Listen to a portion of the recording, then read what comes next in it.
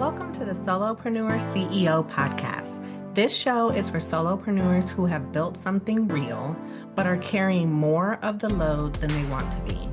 Your business works, but it depends too heavily on you. And deep down, you know it shouldn't feel this hard. Here, we talk about the mindset, systems, structure, and support it actually takes to run a business without burning yourself out. We're not about hustle culture, pushing harder, or doing more just to survive. This podcast is about stepping out of reactive solopreneur mode and into CEO level leadership, so your business can support your life instead of consuming it.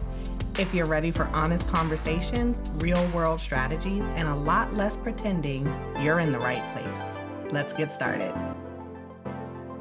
Welcome back to the Solopreneur CEO show. You're here. We're so excited. We had our first couple episodes and hopefully you were able to soak those in. We talked a lot about systems and the mindset around systems in our last episode and briefly mentioned something around onboarding. We wanted to go a little deeper in this episode about capacity, because a lot of times when we're talking with our society members or spying on what's going on out there on the interwebs in our niche, we see a lot of people complaining about time. Like, I don't have enough time, or there's always so much to do. I just don't have the capacity. The point is they want to grow, right? And you probably are the same. I think we all want to grow. It's never wrong wanting to grow your business, but you always face the reality of what is my capacity though? I can't grow past what I'm actually able to do. You're a solopreneur, wearing all the hats, doing all the things.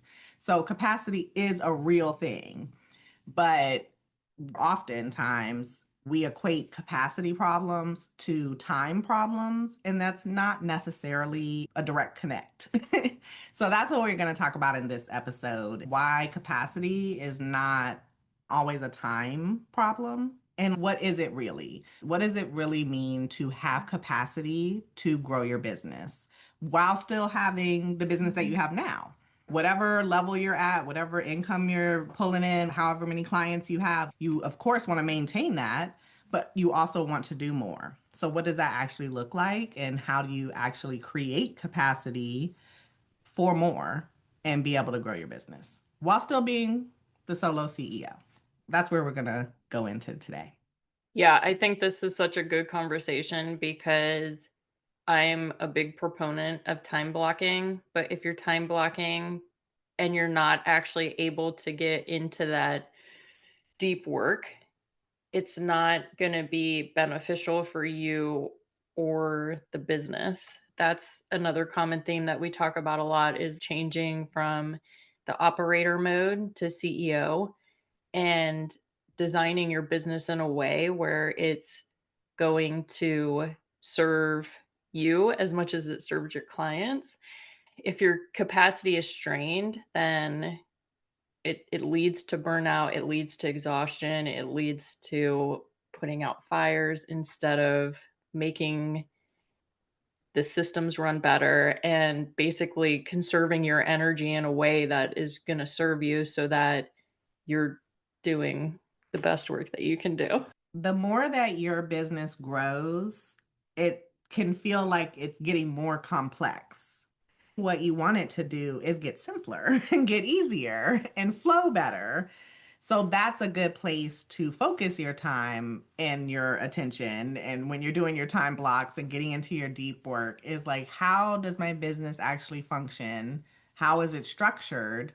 Because a planner is not going to solve the problem, right?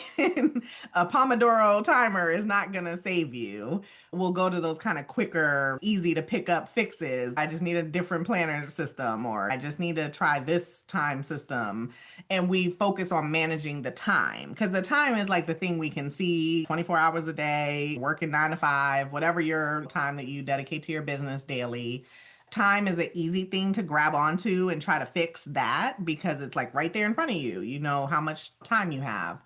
But the capacity is like a quiet sleeper cell, because no matter what you're doing with the time, if you're not thinking about the structure and how your business functions, the time cannot fix the capacity. The capacity will still be an issue if your business is complex, if you've got a lot going on, even if your decision making framework and mental load is too complex, that is going to affect your capacity. Once you peel back the hood or do you peel the hood? Anyway, once you look under the hood or peel back the layers, it becomes, oh, this is the thing I need to work on, not another planner. I'm saying this to myself probably because, yes, I am a planner addict and I have tried all the planners. So when you hear me talk about planners, that's why I am always like, why did I buy yet another planner? It's not going to fix my problems. No shame if you are feeling that, because it's easy to do because it's,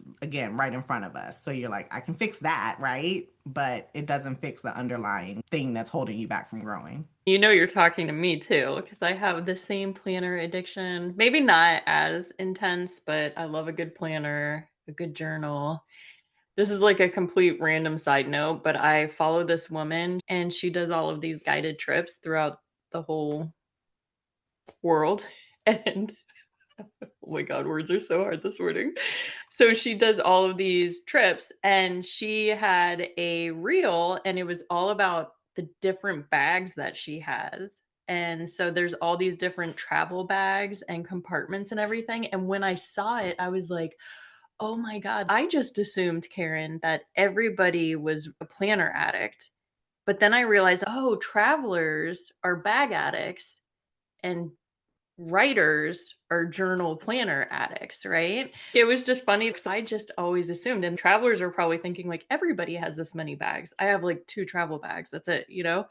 But anyway, so it was a total side note. But I love this conversation because when we were discussing recording, we started talking about how if you don't have the clarity and you don't communicate, well, I think it's more if you're not reaching the right type of people, it doesn't matter how clear and concise your onboarding is.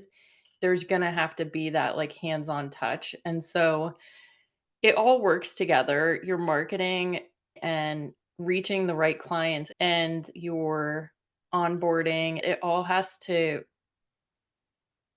get to that perfect type of person because if you're not clear on no, if people aren't clear on what it is you can do for them and they're not at their own capacity to take on what it is you're going to require from them, then it's just not going to work out. So you need to look at that as well. Like, not just, okay, I need to be spending time on my systems or time on my copy or whatever. When you're not communicating things clearly and clients don't know what to expect, then they're going to be coming to you for clarity. And so you're always going to be the default to answer everything. So what we're trying to help you do is communicate these things in advance so that you're not the default, so that there's not that constant access to you and that there is that boundary. The reframe and how you are looking at your capacity challenges is like, it's not about how much you can personally do, because we talk a lot about systems and setting up your business so that it can run without you doing every little thing. So it's important that you also think about, how can I make it so that the clients don't have to come and ask me all the questions? How can I make it so that everything is clear, they get what they need, I don't have to go press a button? Because then you will lean in to getting more clients. A lot of times you'll have a subconscious self-sabotage, I guess we'll call it, because you know that your capacity is at its limit. So of course you're not going to be out there pushing the program, pushing the thing, trying to get people to sign up for this, sign up for that, because you know in the back of your mind, it might not be at the front of your mind, but in the back of your mind, you know that if they say yes, that is going to create a swirl in your business because you're not really set up to serve more people. So it's important. Yeah, we have to really think about our capacity. And I like where you brought in too, Marcia, the client's capacity. When clients are maybe hesitant or not saying yes yet, it could be that they aren't sure that they have the capacity to show up and do what's going to be required of them to get the result. We have to be thinking about that in our sales and our marketing, that we're addressing that part too, that we're talking about how much time it's going to take. And don't sugarcoat it. I mean, for the person who's going to show up and do the work, it's important that they really buy in to how much they need to show up and how much work they need to do. Because if you get them with this kind of, it's easy, not that any of our people, you're listening to us, so you would not do this. It happens a lot in the bro marketing. They're like, oh, it's easy. Oh, you earn money while you sleep. And they make everything sound like it's low to no effort. And it's the opposite when you sign up for the thing. You're like, hold up. I got to do a lot here. And how am I supposed to do that while also still running my business? This is not going to work. Why did I sign up for this? And we never, of course, again, not you, you would never do this, but we don't want to accidentally even give an impression that things are going to be one way, but it ends up being something else. So just making sure there's clarity all around, clarity for you, clarity for them. It's the best thing we can do, because otherwise they're going to try to focus too on time. How much time do I need to do this coaching with Carin and Marcia? And really, it could be, do they have the capacity to even show up and do the work and get the most out of being in that program? Oh, this is so good. There's so many parallels to like everything that we're going through right now, especially with the free Solopreneur CEO community. We really want people to be in there engaging, and we want it to be peer led and us be the facilitators and the moderators. It's kind of been a ghost town, but we're like, we need to lay the foundation and let people know. And especially since these are all people who are our peers. And so you don't have time to mess around, but I think you also want like direction, because this is a brand new thing.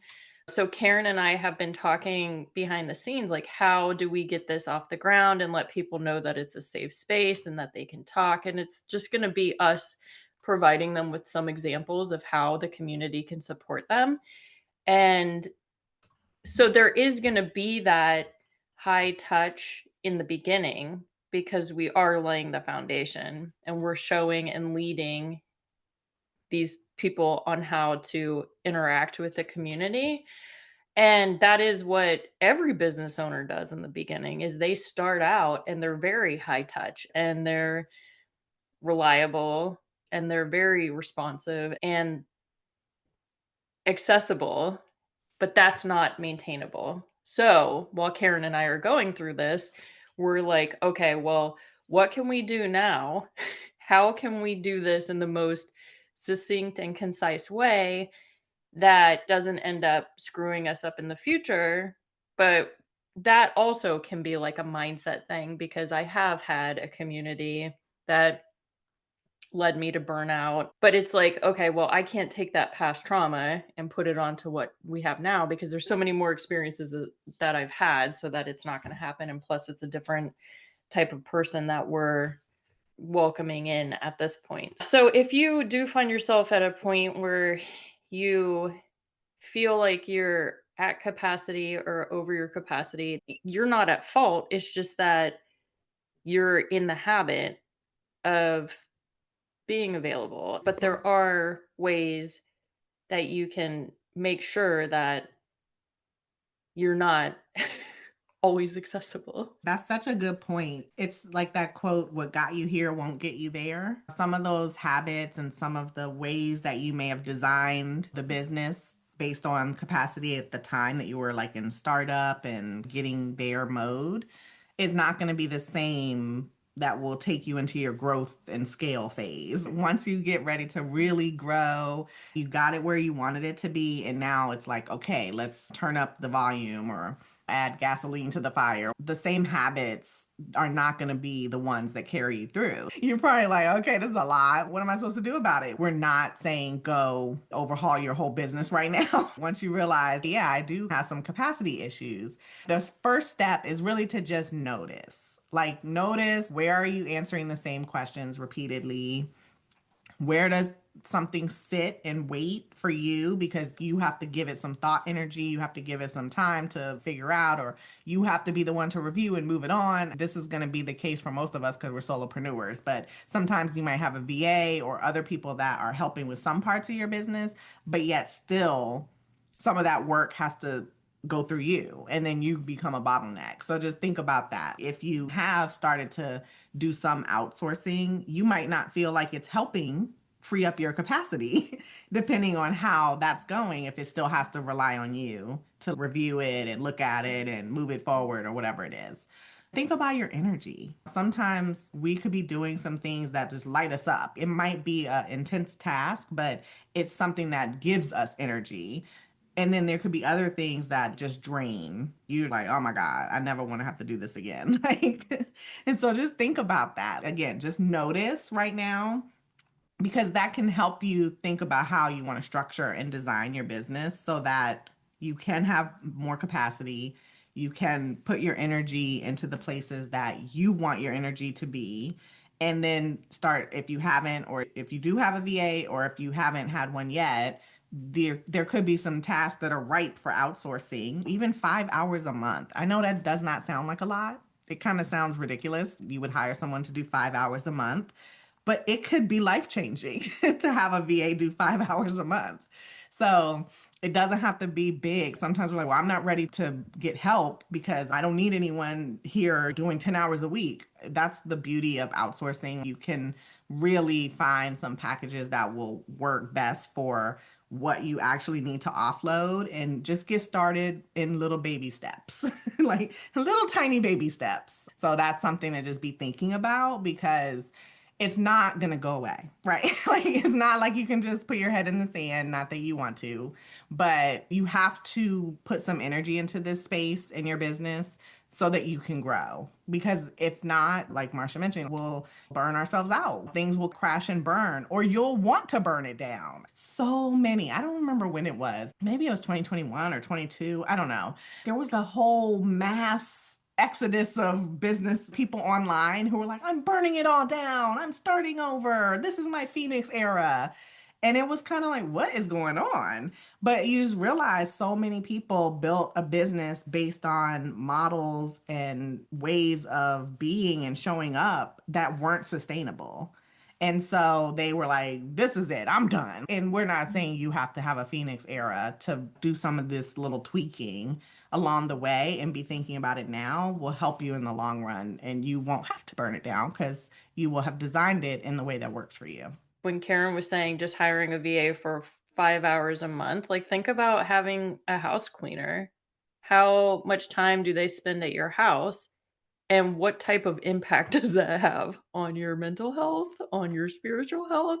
So if you need validation on why VAs are worth it, then maybe think about it in that way. They can just come in and dust and vacuum and clean some things up in your business. If anything we've said today is like, I am at this point in my business and in my life, go to the solopreneursceo.com. You can join our free community and get the conversation started. You can have a group of peers that can either validate what you're going through, offer up suggestions, or share what has helped them.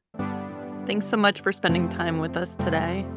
If this episode made you feel seen or helped something click, join our free community at thesolopreneursceo.com. This is a space to connect with other solopreneurs who are building sustainable businesses and don't want to do it alone. And if you found this conversation helpful, leaving a quick review helps more people find the show and reminds them they're not the only ones feeling this way. We're really glad you're here, and we'll see you in the next episode.